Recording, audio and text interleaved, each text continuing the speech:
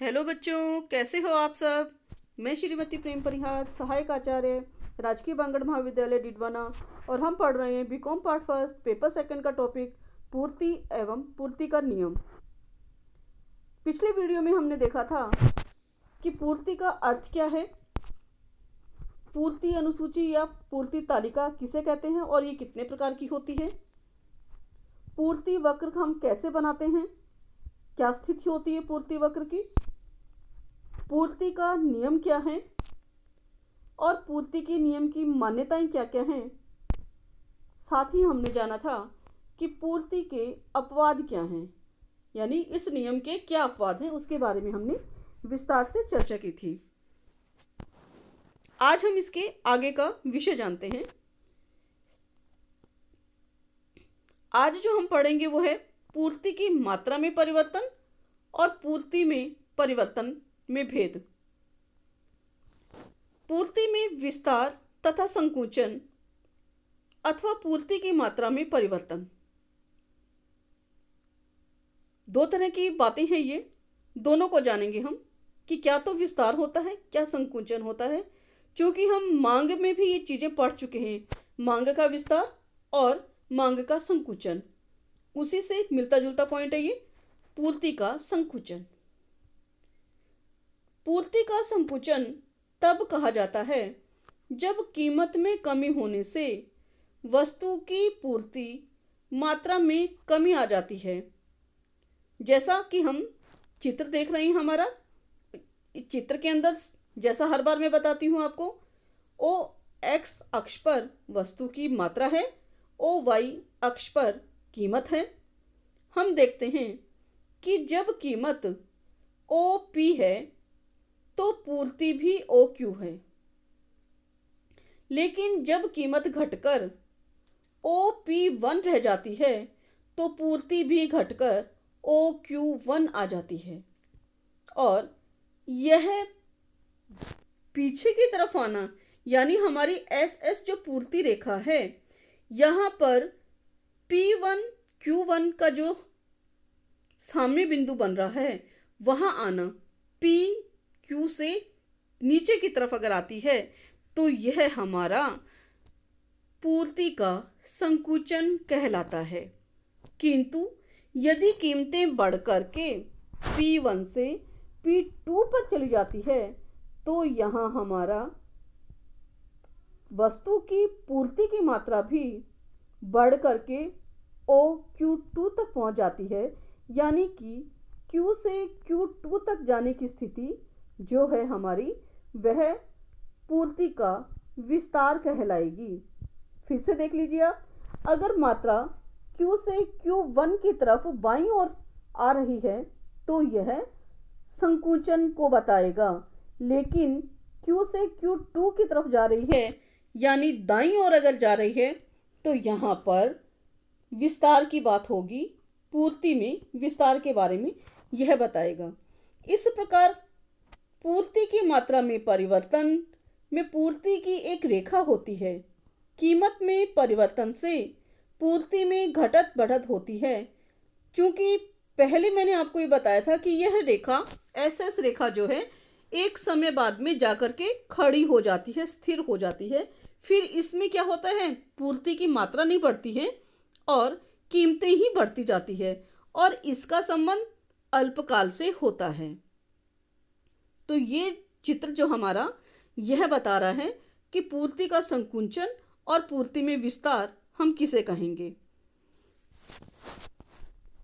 दूसरा जो हमारा तथ्य है वह है पूर्ति में परिवर्तन के अंदर पूर्ति में वृद्धि और पूर्ति में कमी। दो तरह के तथ्य हमने पढ़ने हैं यहाँ पे कि पूर्ति में वृद्धि क्या होती है। पूर्ति में वृद्धि से आशय उस कीमत पर अधिक पूर्ति का होना या कीमत में कमी होने पर भी वस्तु की उतनी ही मात्रा बेची जाना, यानी कीमत में कमी है लेकिन उतनी की उतनी मात्रा बेच रहे हैं या उसकी मात्रा में वृद्धि हम कर रहे हैं।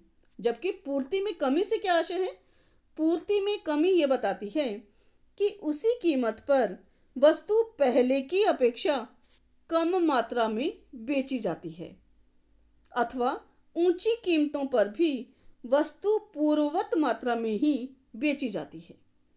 जैसा हम चित्र में देख रहे हैं, यहाँ हमारी सप्लाई जो वक्र है, सप्लाई का कर्व जो है वो हमें एस जो हमारा दिया गया है, इस एस से ऊपर की ओर S1 dot dot dot dot रेखा में आप देख रहे हो।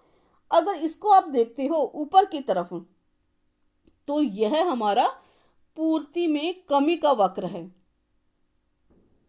एस से S1 की जो हमारा पूर्ति की जो रेखा बन रही है, डॉट रेखा जो बन रही है, पूर्ति में कमी का वक्र है।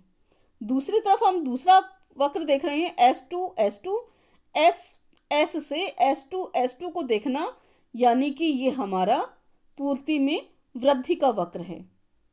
पूर्ति में परिवर्तन, पूर्ति में कमी या वृद्धि का महत्व दीर्घकाल से संबंधित होता है। फिर से जान लीजिए आप, जब हम पूर्ति संकुचन और विस्तार की बात करते हैं तो वह अल्पकाल से संबंधित होता है, लेकिन जब हम पूर्ति में कमी और वृद्धि की बात करते हैं तो यह दीर्घकालीन प्रवृत्ति होती है, क्योंकि अल्पकाल में तो पूर्ति के निर्धारक तत्व प्राय स्थिर रहते हैं, जबकि दीर्घकाल में हम इन सब में परिवर्तन कर सकते हैं। यह आप पैमाने के प्रतिफल में पढ़ चुके हैं और उत्पत्ति के नियमों में भी आप पढ़ चुके हैं। तो दीर्घकाल और अल्पकाल दोनों की बातें यहाँ आ रही है। अल्पकाल होता है तो पूर्ति में संकुचन और विस्तार की बात की जाती है, जबकि जब दीर्घकाल की बात होती है तो पूर्ति में कमी और वृद्धि की बात की जाती है। ठीक है, आगे है पूर्ति को प्रभावित करने वाले तत्व या पूर्ति के निर्धारक घटक। पहला घटक है इसका कीमत। अन्य बातों के समान रहने पर अगर वस्तु की कीमत बढ़ती है तो उसकी पूर्ति भी बढ़ती है, जबकि कीमत में कमी होने पर पूर्ति भी घट जाती है। सामान्य तथ्य है ये हमारा। फिर है अन्य वस्तुओं की कीमतें। अगर अन्य वस्तुओं की कीमतों में परिवर्तन होता है पर वस्तु विशेष की कीमत स्थिर रहे तो उत्पादक स्थिर कीमत वाली वस्तु के उत्पादन के स्थान पर उन वस्तुओं की पूर्ति की ओर आकर्षित होगा जिनमें कीमतें बढ़ रही हैं। अतः वस्तु विशेष की पूर्ति घटेगी, जबकि अन्य वस्तुओं की कीमत में कमी होने पर वस्तु विशेष की पूर्ति में वृद्धि होगी। अगला है उत्पादन साधनों की कीमतें।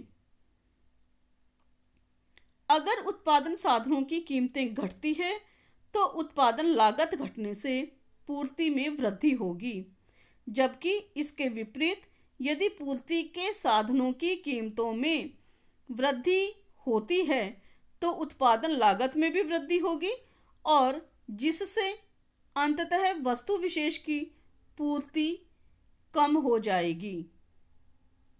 अगला है उत्पादन विधि एवं तकनीक में सुधार। यदि इनमें सुधार होता है तो पूर्ति में वृद्धि होती है, और अगर उत्पादन विधि या तकनीक या ज्ञान हमारा स्थिर रहता है तो अन्य बातों के समान रहने पर उत्पादन भी जो हमारा है वो स्थिर रहेगा, यानी पूर्ति भी स्थिर रहेगी। उत्पादकों या विक्रेताओं की रुचि। जिन वस्तुओं के उत्पादन या विक्रय में उत्पादक अधिक रुचि लेते हैं उनकी पूर्ति बढ़ती है, और जिन वस्तुओं के उत्पादन या विक्रय में उत्पादक रुचि नहीं लेते हैं उनकी पूर्ति कम होती है।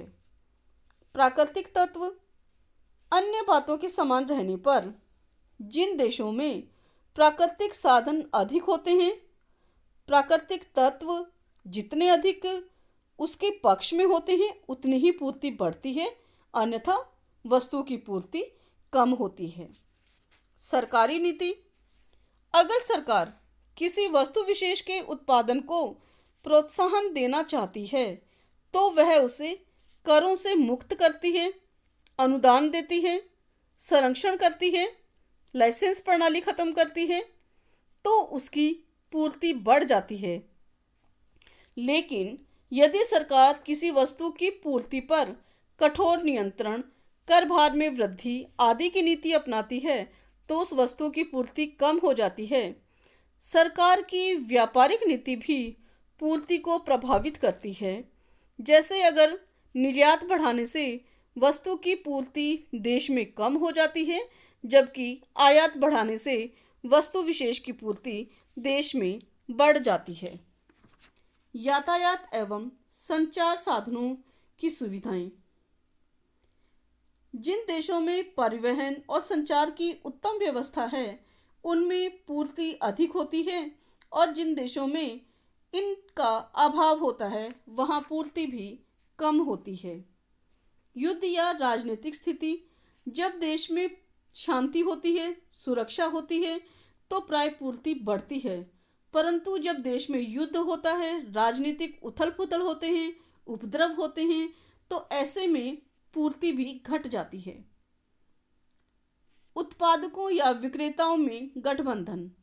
यदि उत्पादक या विक्रेता गठबंधन कर लेते हैं तो ऐसी स्थिति में पूर्ति भी घटना संभव होता है, क्योंकि वे वस्तु विशेष को घटाकर ही उस वस्तु की कीमतों को में वृद्धि करते हैं और उससे अधिक लाभ कमाते हैं।